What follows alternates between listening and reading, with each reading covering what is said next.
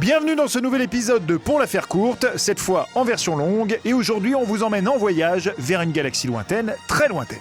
Ah bah vous auriez pu me prévenir, j'ai pas fait mes bagages moi. Enfin, on va nulle part, nous allons parler de la saga culte Star Wars, et nous n'avons que 7 minutes pour le faire, du coup, dépêchons-nous. Alors, on passe en vitesse lumière.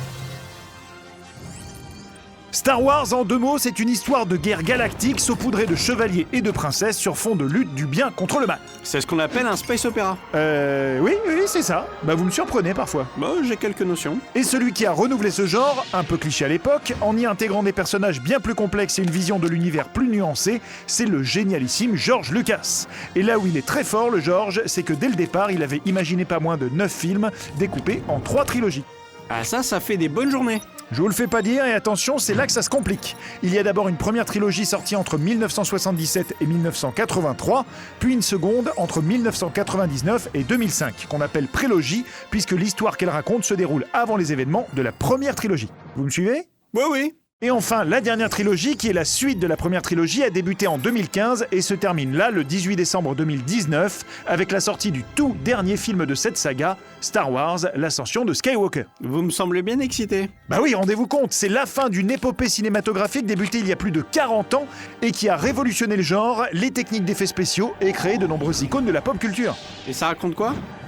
Alors pour la faire courte, la première trilogie, c'est l'histoire d'un coup d'état du machiavélique sénateur Palpatine qui renverse l'ordre établi en remplaçant une république pacifique, appelée République Galactique, par un empire tyrannique appelé l'Empire, je sais, c'est bien trouvé, et dont il sera bien évidemment l'empereur.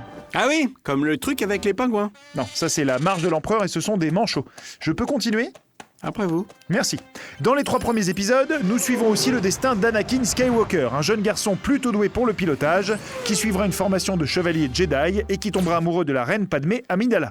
On a connu pire. Ah ça sent le héros qui va sauver la galaxie.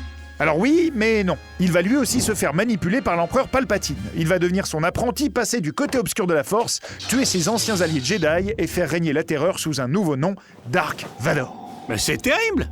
Y a plus personne pour s'opposer à l'Empire et ramener la paix dans l'univers alors ? Rassurez-vous, si, mais il faut attendre 20 ans et la deuxième trilogie pour voir l'Alliance rebelle renverser l'Empire et détruire par 2 fois l'étoile de la mort. C'est une arme de destruction massive qui, d'un rayon laser, pouvait anéantir une planète entière.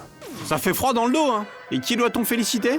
Alors ils sont nombreux, mais si vous deviez n'en retenir que 2, il y a la chef des rebelles, la princesse Leia, et le nouveau héros de cette trilogie, Luke Skywalker, un fermier devenu chevalier Jedi. Ah c'est marrant, il a le même nom que l'autre méchant avant qu'il change en Dark Vador. Et c'est bien normal, puisque c'est son père. Mais non. Oui, lui aussi, ça lui a fait bizarre quand il l'a appris.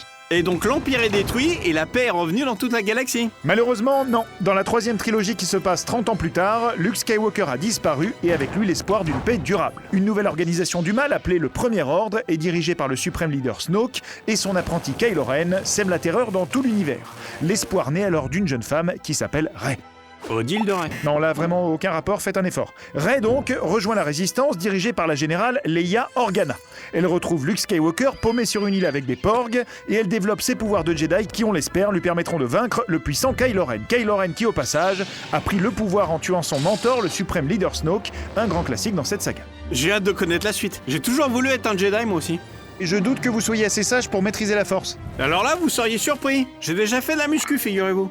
Sauf que dans Star Wars, la notion de force, c'est bien plus que cela, voyez-vous. C'est une énergie présente dans chaque être vivant de l'univers, et qui, une fois domptée, offre des pouvoirs psychiques puissants tels que la télékinésie, la télépathie ou la maîtrise du sabre laser. Ah oui, c'est bien ça pour conquérir le monde. Et voilà, vous tombez directement dans le piège du côté obscur de la force. Le 1 ? Le côté obscur, c'est la partie sombre de vous-même, la peur, la haine, l'agressivité ou l'ambition mégalomane qui vous pousse à faire tout le contraire d'un maître Jedi ou chevalier Jedi qui, lui, utilise la force pour défendre le bien. Ah oui, les gros méchants, c'est eux qu'on appelle les Sith, et les maîtres Jedi, c'est les gentils. C'est bon, j'ai compris. Oui, bon, alors c'est pas aussi simple, mais pour y voir plus clair, on va faire 2 équipes pour que vous compreniez bien qui sont les gentils et qui sont les méchants de toute la saga.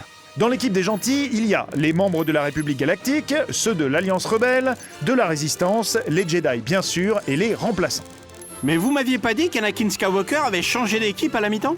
C'est exact, on peut même dire qu'il est devenu le capitaine de l'équipe des méchants, c'est vous dire. On retrouve donc dans cette équipe les seigneurs Sith, les membres de l'Empire, ceux du Premier Ordre, ainsi que des chasseurs de primes et des gangsters. Eh bah, ça en fait du méchant. Ça nous fait une sacrée photo de famille. Et vous ne croyez pas si bien dire, mais la famille, c'est important dans Star Wars, donc je vous fais un bref récapitulatif. Ok, mais rapide alors.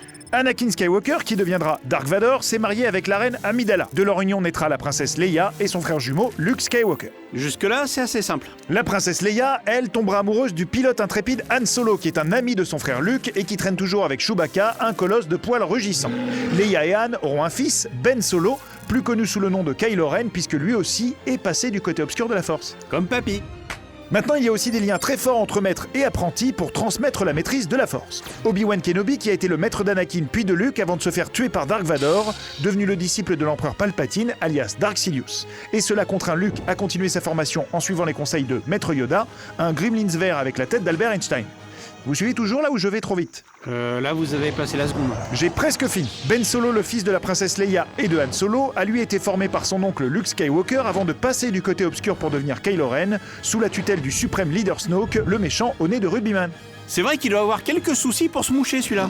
Et enfin, parlons de la petite dernière, Rey, formée par Luke Skywalker de parents inconnus, mais qui a un lien très fort avec la Force et sur qui tous nos espoirs reposent. Surtout que le dernier épisode annonce le grand retour de l'empereur Palpatine. Ça risque d'être un sacré film. Mais bien plus que ça, rendez-vous compte, ça ne sera pas seulement le dénouement de la trilogie, mais bien l'ultime épisode de toute la saga. Et ce sera l'occasion de voir une dernière fois au cinéma la très regrettée Carrie Fisher dans le rôle de Leia. 42 ans après le tout premier film, on va enfin savoir comment ça se termine.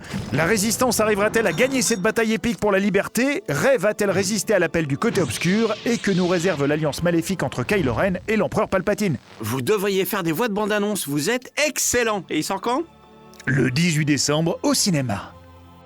En attendant, que la Force soit avec vous. Vous voulez vraiment que j'aille à la muscu? Mais donc vous n'avez rien écouté? Bah si, mais par moments ça allait vite quand même.